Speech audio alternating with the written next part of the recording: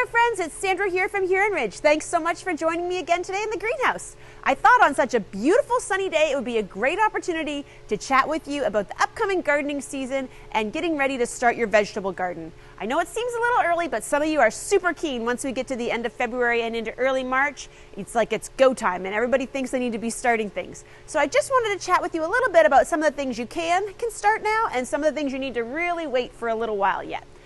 So to help you with that, we've created a couple resources for you. They're available on our website. You can print them off at home, or if you're coming into the greenhouse, we certainly have copies here you can pick up. One is a companion planting guide, which just gives you some food for thought right now about what you can kind of be planting your gardening space, what you might want to plant together, what you might want to avoid planting together. It gives you some good suggestions for that.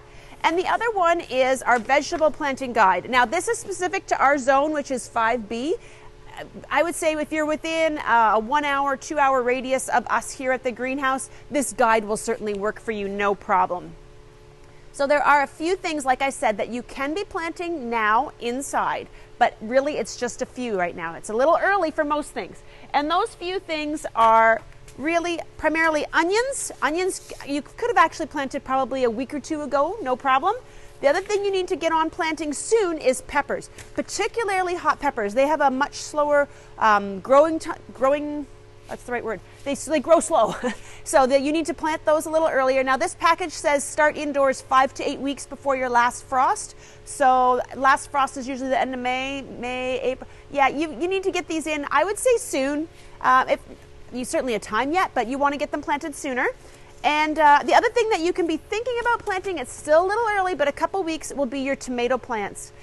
Now we have a few different things here that you can use for planting. You maybe already have some supplies at home, but I'm just going to touch briefly with you about some of what we have and why we suggest it.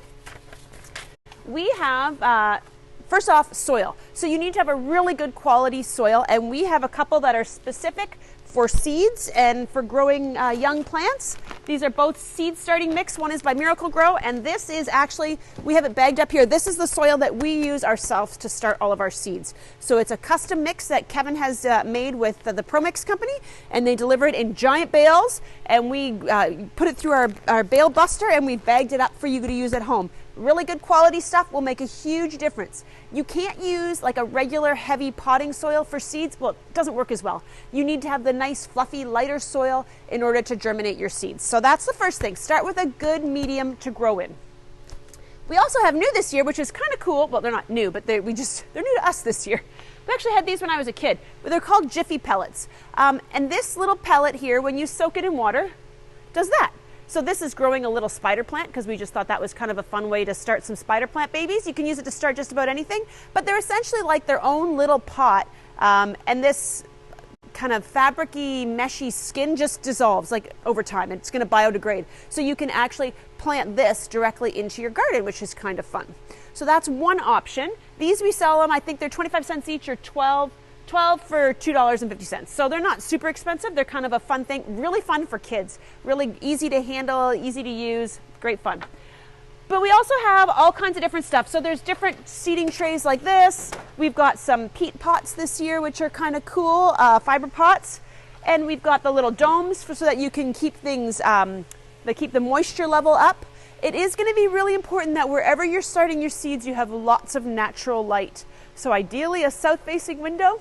If you don't have a south window or you don't have a great spot, we do have some grow lights available, but in all honesty, nothing is really going to replace that nice warm sunshine, especially on a day like today when it's coming in the windows. It'll just help create humidity within your little domes, and they'll just germinate faster and better. So try to find a nice bright window.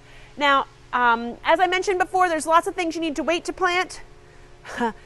Definitely anything that's going to grow fast, like beans, all of those things, and they're listed very clearly on here. Basically what it tells you is when you're going to need to seed these things indoors and when you need to plant them outdoors. And you'll see on our list there's lots of things with an X because you probably shouldn't seed them indoors, like beans. Don't even bother to seed them indoors. Beets, don't bother. But there's some things like eggplant you need to plant in mid-March. So that's going to be something that you're going to want to be getting your seeds soon so that you can get them started in a couple weeks' time. If you do want to grow some herbs, like rosemary is super slow growing, so you could seed that really anytime if you want to start it indoors. Another thing that's kind of fun that you might want to consider doing in the meantime, when it's kind of like you're dying to get outside and get your hands dirty, but there's really no time for it, is microgreens. So we have microgreens and sprouts. Microgreens essentially are, you just seed them really, really tight together in a small container and you eat the baby plants. So microgreens are a great tasty thing to add to salads, really fun for kids because the turnaround time is so fast. You seed these things and within a week to 2 weeks you're eating them, so that's super fun. And for those of you who are interested in sprouts, we do also have West Coast line of sprouts, and we have sprouting jars. So essentially what you do is you put a tablespoon or so of these seeds in the jar with some water, rinse them through, dump it out, and they'll sprout in the jar. And you eat the sprouts, seeds and all, they're really quite tasty. Mung beans, I really like mung beans. To me, they taste kind of like a snow pea, I think, a little bit. So everybody's got their own version of what they think they taste like, but I really do like mung beans, and we've got a good selection of different seeds and such from West Coast Seeds. If you have any questions, certainly West Coast Seeds website has lots of great information, but I'd love it if you'd leave me questions or comments below the video. Thanks so much for watching. Have a great day.